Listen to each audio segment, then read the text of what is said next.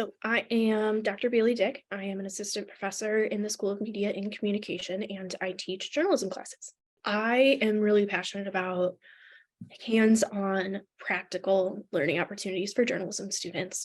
And that usually takes the form of doing work that doesn't just stay on Microsoft Word or Google Docs when they're done with it or when they receive a grade. So I try to give every opportunity for everything that a student produces in the class to actually end up published somewhere. So whether that's with Falcon Media here on campus or another local media outlet. So I really like very practical hands-on work that students really can get something tangible out of. And the other thing I'm super passionate about in the classroom is having a really trauma-informed space where students feel comfortable to show up as themselves and express and live their identities in a way that they feel most comfortable with, and where those things are celebrated rather than something they have to stifle. So broadly, what I research is the power that first-person storytelling and first-person narratives have to shape and disrupt systemic inequities. What I look at is how Me Too style writing has manifested over time, and not just during the Me Too movement or in the 2010s, but I've found examples of it all the way back to the 1840s. And what it looks like and how it sounds and what language is used obviously changes over time.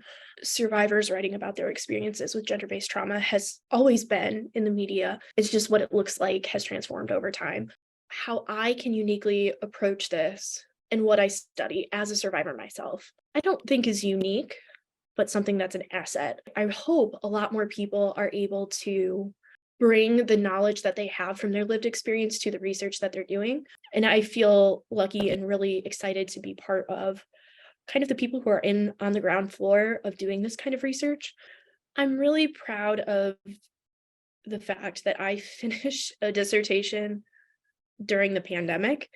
It was incredibly difficult to do a dissertation, let alone like a history-based dissertation, without being able to go to archives. The fact that I was able to find a way to do that and make that happen is really cool, especially in light of the fact that, like, I'm from Northwest Ohio. I'm a Northwest Ohio native. I grew up in Waterville.